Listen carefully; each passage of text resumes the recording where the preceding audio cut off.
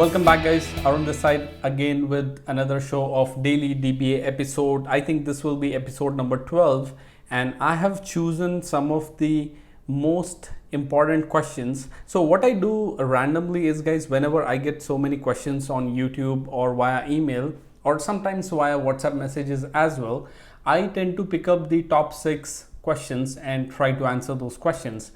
But this time I made a change. I actually picked up the most challenging questions. I think I liked these questions and I wanted to answer in this episode. So without wasting further time, let us start with the first question of this episode. What are the differences between flashback database and guaranteed restore point? It's one of the simplest things if you understand what exactly is database flashback. Let us talk about database flashback and then we'll understand about what exactly is restore point. So database flashback allows you to go back in time. Let's take there is a human error inside your database, and because of that human error there is a lot of database corruption. So probably there are some wrong transactions that have corrupted the database, or there have been some transactions which were not required to be executed in the database, but they were by mistakenly executed by a user. Now in this kind of situation, so this is your database and it is running, probably I think I should say like this. So this is your database and it is moving ahead in time. Okay, so this is exactly 11 o'clock, and exactly at 11 o'clock a user runs the wrong transaction, and then your database is moving ahead in time, right? Currently it's probably 12. So at this point you want to revert the database back to 10:59 a.m., right? Just 1 minute before the transaction was issued. So what are the ways? You can use arm and restore and recover method, but arm and restore and recover method is costly because I think you all know you need to restore from the backup, perform the recovery, and then if the distance between your backup and the recovery point is huge, then you need to apply many archive logs, right? So that adds up to the mean time to recover the database, MTTR. So database flashback is the simplest option. So what you do, you issue one command, flashback to a timestamp. So you tell that flashback database to 10:59 and it's done. Just one command and you're back to exactly how the database was at 10:59, and then you can continue running your database as you want. So the transactions have been reverted back. But there is some clause to use database flashback. By default, if you enable the database flashback, it allows you to go back in time only for 24 hours. Of course, you can increase that time, but let's take the default time, 24 hours. So what happens is, let's take this is 11 a.m. today, right? So at 11 a.m. you can go back in time only till 11 a.m. yesterday. That is 24 hours, right? But exactly when it hits 12 noon, you can go back in time for 24 hours. So do you see, like, the recovery time is also moving ahead? As your clock is moving ahead, the recovery time will also be of only 24 hours of window, right? So like today 1 p.m. the flashback will allow you to move back in time only till yesterday 1 p.m. So as the clock strikes 2 p.m. you can flashback only till 2 p.m. yesterday. So do you see the flashback is moving exactly a 24 hours window like this, correct? So that is database flashback. So whatever time you define, I think the database parameter that defines how long you can flashback the database is DB flashback retention target, and by default it is set to 24 hours, right? So with this parameter you define how long you can flashback the database in the past. That being said, now what is guaranteed restore point? Okay, so let's take I create a guaranteed restore point at 1 p.m. today. Okay, and your database flashback is running like this. All right, and you also know the database flashback works for 24 hours, correct? The default value. So as and when your database is moving ahead in time, this guaranteed restore point tells that even though the flashback retention is 24 hours, just look at my hands, okay? Even though the flashback retention by default is 24 hours, but if a guaranteed restore point is defined, allow the user to recover to that restore point, even if the restore point is beyond that 24 hours limit. I will repeat for all of you once again. I think I should have an example of a rubber band to explain this one. I'll try it again once again if you get this one. See, database flashback retention by default is 24 hours, right? So understand this is exactly 24 hours window, all right? So this is the current time of your database that is running. This is the 24 hours window till where you can recover the database using database flashback. So as and when you move ahead in time, right? So this 24-hour window will exactly stay for 24 hours, right? So anything beyond this 24 hours, you cannot flashback. That's the simple term, right? So you see the flashback window of 24 hours moving as your time is moving, right? Now with the guaranteed restore point, what happens is, let's take you define a guaranteed restore point here, and this is your database time, okay? So this database time is moving, and right now it is exactly 24 hours, okay? So when you created the restore point, and current time of the database is exactly 24 hours. But because this is guaranteed restore point, even if your database continues to move ahead in time, you can still recover or flashback the database till this guaranteed restore point, all right? Even though this guaranteed restore point is beyond 24 hours limit. Can you see? So if your database 24 hours time is this and your restore point is here, you can still recover, of course, till the 24 hours, but even beyond till the guaranteed restore point. So what exactly is a guaranteed restore point? It guarantees that even if the database recovery window is beyond 24 hours, or even if it is beyond the default defined value, still you will be able to flashback the database till that guaranteed restore point.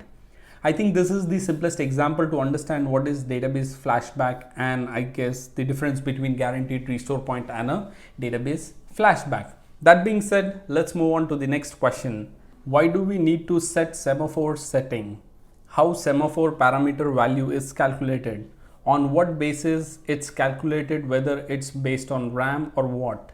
If it's based on RAM, then at each time of RAM upgrade, will the semaphore setting will be changed? I guess this question should directly go to Oracle as to why they are using the semaphore setting, because this is something to deal with the prerequisites of Oracle installation. So before you install the Oracle onto any operating system, Oracle defines prerequisites, and one of the prerequisites is to check or to set the semaphore settings onto the Linux server. That being said, let me give you an overview of what exactly is a semaphore. A semaphore defines like when a background process on a Linux server should start, stop, or wait for other processes. It's kind of a data structure inside the Linux operating system, and that will help one process to communicate with the other process. I'll give you an example. If you already know inside the Oracle database, the log writer will always write before the DB writer. How does DB writer know that when to start and when to stop? This is where the semaphores come into picture. The log writer is the background process, and background processes use semaphores. So the background process log writer, the semaphore which is assigned to the log writer process, that will give a signal to the DB writer semaphore, right? Because DB writer is also a background process.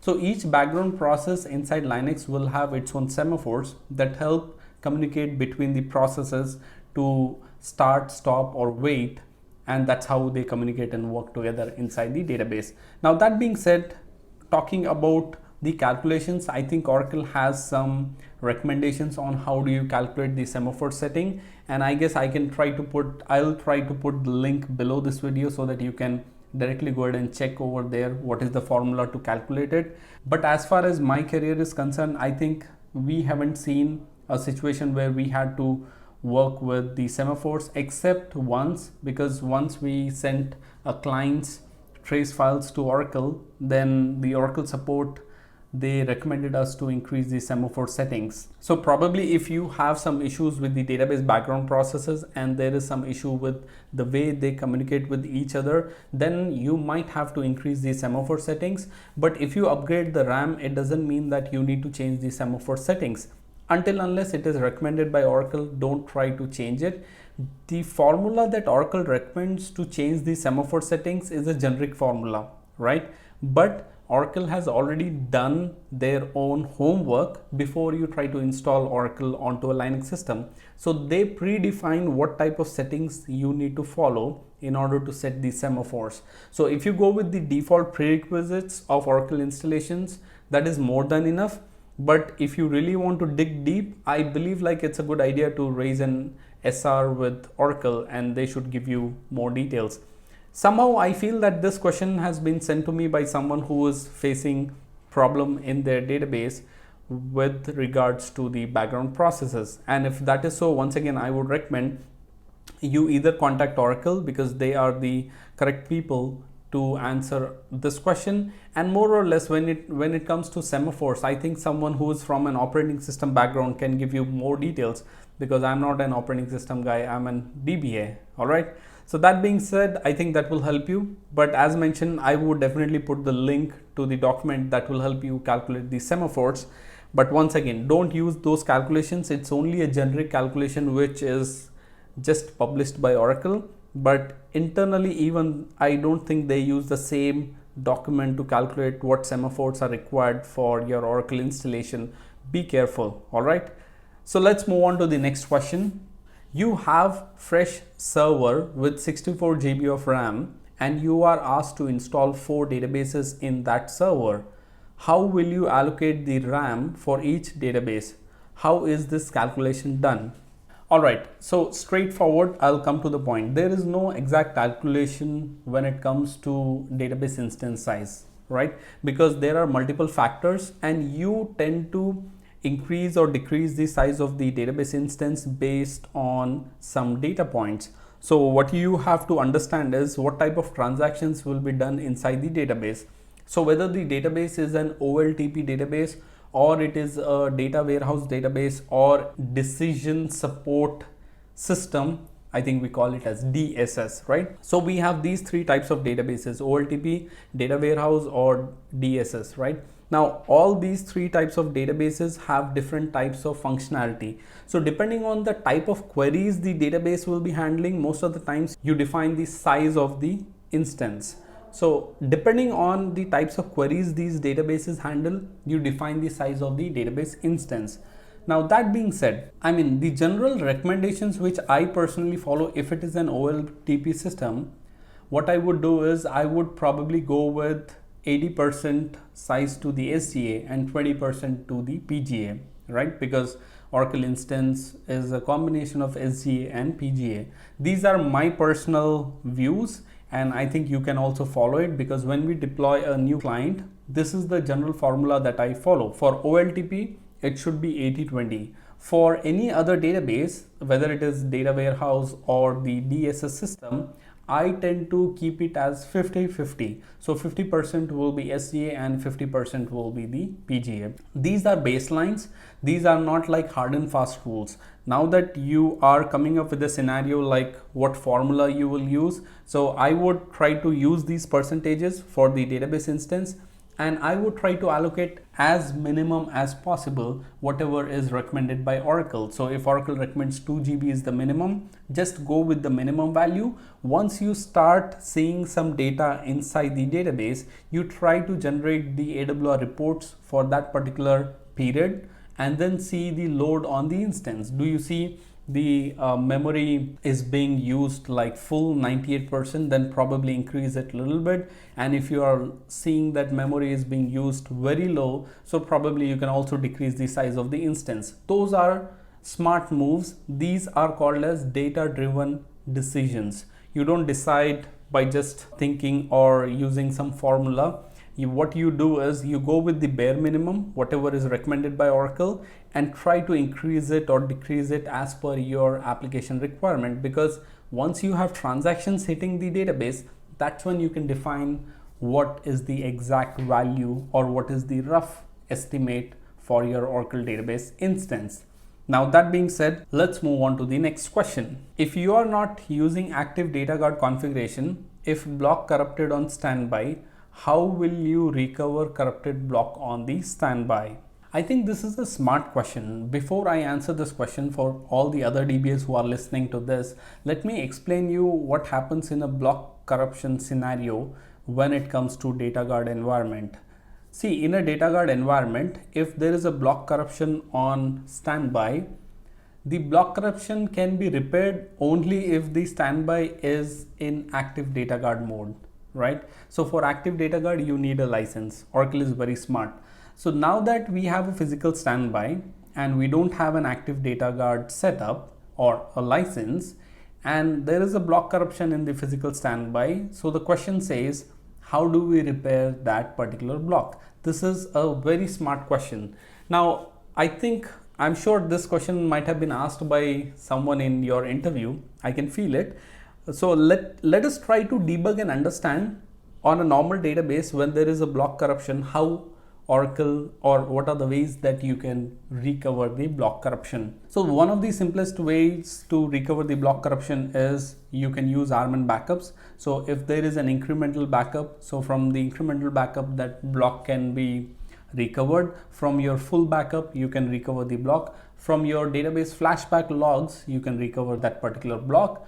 And in case if you want to go for advanced methods, you can always go for restoring the entire data file, probably restoring the entire database. Those are the ways to repair the block. Apart from full database backup, flashback logs, or incremental backups, you can also recover a block that is corrupted on primary side by using the block in an active dataguard. So if your database is having an active dataguard setup, you can read the block from the active dataguard and get it onto the primary, and that's how RMN recovers the block, right? So these are the methods to recover the database block, but the question still remains same. If we do not have an active dataguard license, so how do we recover the block onto the standby? Understand this, guys. Whenever you set up a physical standby database, what happens is you set one parameter called as file server. So when you set this file server parameter, automatically the standby will repair the corrupted blocks in the background. You don't need to worry about block corruptions onto the standby. Only if you do not set this parameter file server, that's when things get tricky. So in your dataguard environment, just go and check your parameter file onto the standby, and also you have to check the parameter file onto the primary. Check this parameter file server. That file server should have the TNS entries to the other server. So on your standby, the file server should be your primary. On your primary, the file server should be the standby. So it should have the exact TNS entries. If you have file server set up, whenever there is a data block corruption that happens in a physical standby, automatically Oracle is smart. It will read that block from the primary and keep on repairing your physical standby in the background. You need not worry about it. I hope I was able to answer your question. So let's move on to the next question of the day. While recovering corrupted block manually, that is block recover data file to block 13, could you please help on what happens internally, like from where Oracle gets the original block? Very simple question, and I will give you the simplest answer. Forget about block. What if your data file is corrupted? How will you get it? From a backup, right? And what if your table space is corrupted? How will you get the table space? From the RMN backups. What if you lose the entire database? From where you will get? From the RMN backups, right? That being said, if you are talking about a database block, from where will you get it? You will by default get it from the RMN backups. In a normal database, if you don't have a standby setup, forget about standby. On a normal database, if you want to get or recover a data block, what are the ways? You need to have an incremental backup. So what RMN will do is when you try to recover a block, RMN will go check the value of that block inside. If any of the previous backups have that block information, it will get that block and repair that block, whichever is corrupted, right?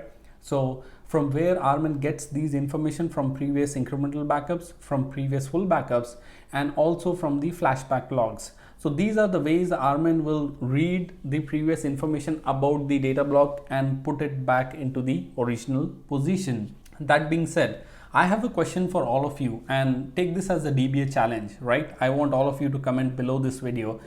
Assume this, currently the block that got corrupted, the previous value that it used to hold was 1000. So this block, which was never used, it had first value as 1000, next it had a value of 2000, and then it got corrupted, right?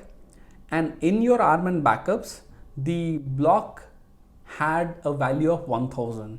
So if you are performing a block level recovery, Armin will put the block with the value 1000, but the latest value was 2000. So how do you think Armin will repair the block in this case?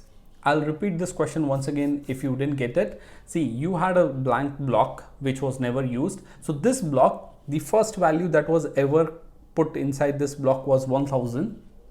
And after putting the 1000, Armin backup was taken, right? User updated the value inside this block to 2000, and this is where the block got corrupted. So now the block got corrupted and you're trying to recover the block from the previous backup, right? So the backup is having information as 1000.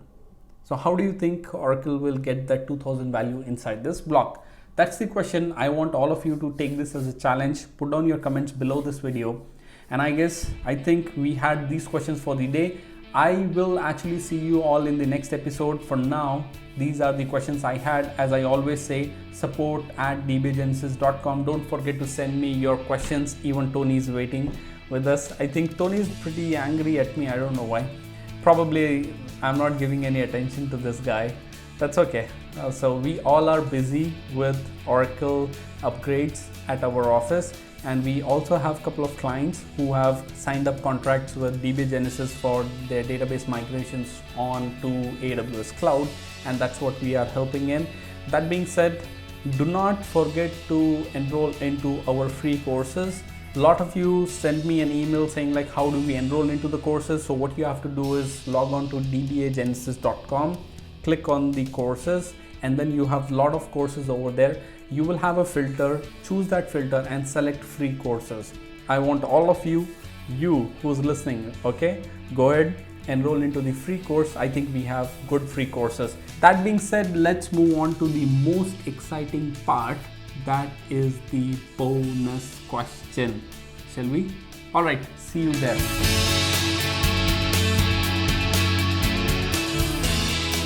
Hey guys, I'm back, and this one question was asked to me yesterday by one of the DBAs, and I thought like I'll choose this as the bonus question.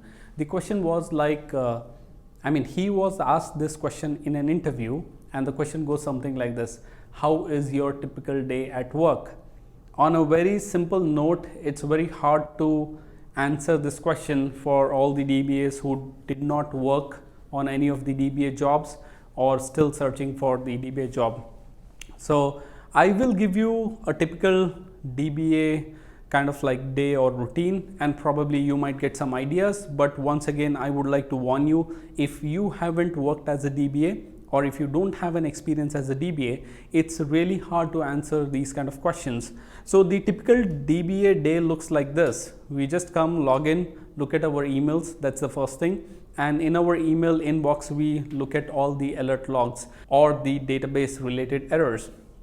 So in the email, we look at all the database related errors because we have some monitoring tools called as Oracle Enterprise Manager. That's the major one. And we also use some third-party monitoring tools, and those tools will keep on sending us emails saying like, okay, this system is having problem, or this mount point, this server, or this process, this listener is having problem. So as and when we log in or when you get onto a system, you just look at your email or inbox and look at the database alerts or the emails that you have got. Based on those emails, you react to those activities like, do you need to fire a failed backup? Do you need to resync a physical standby?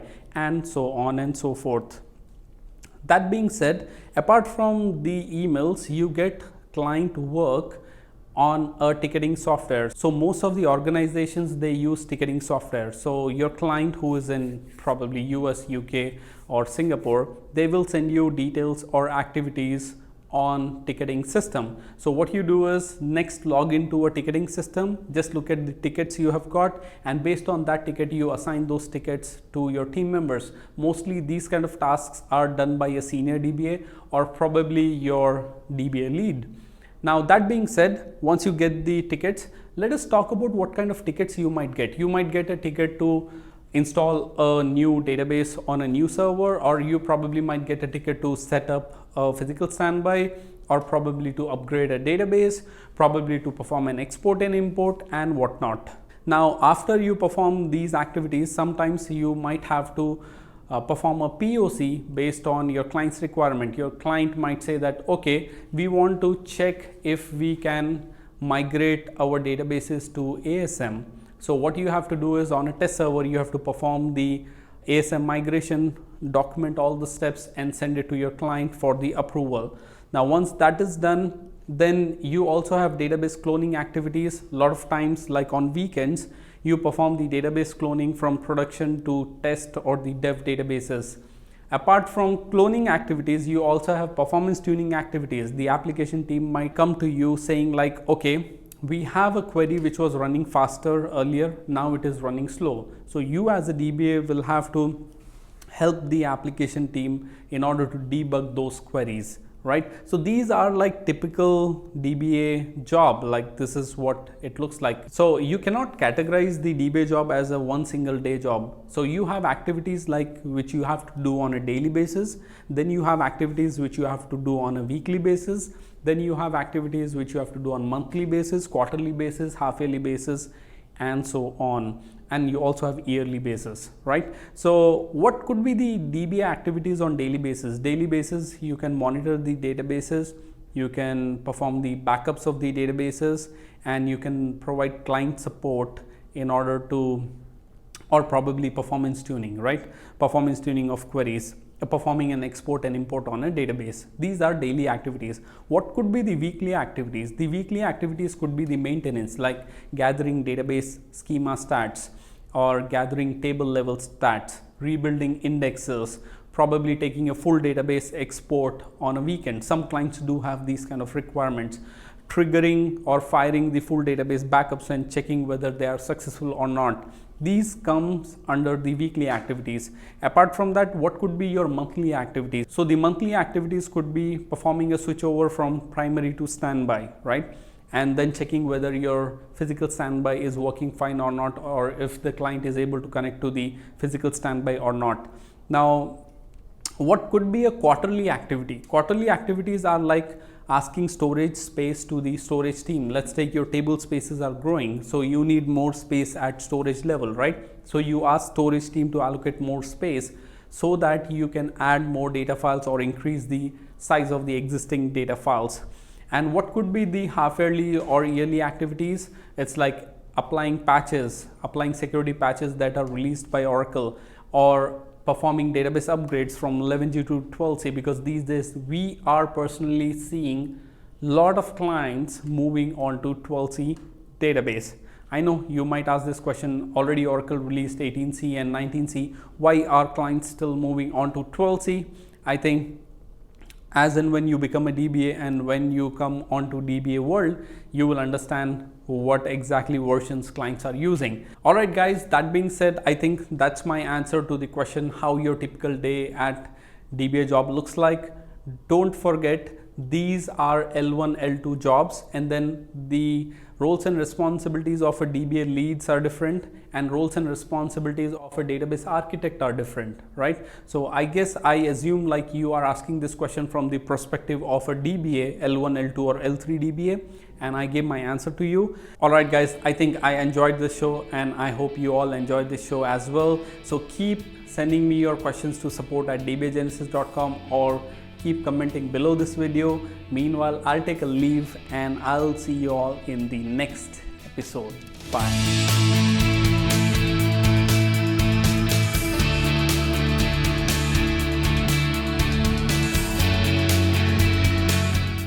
Stupid parameter. क्या English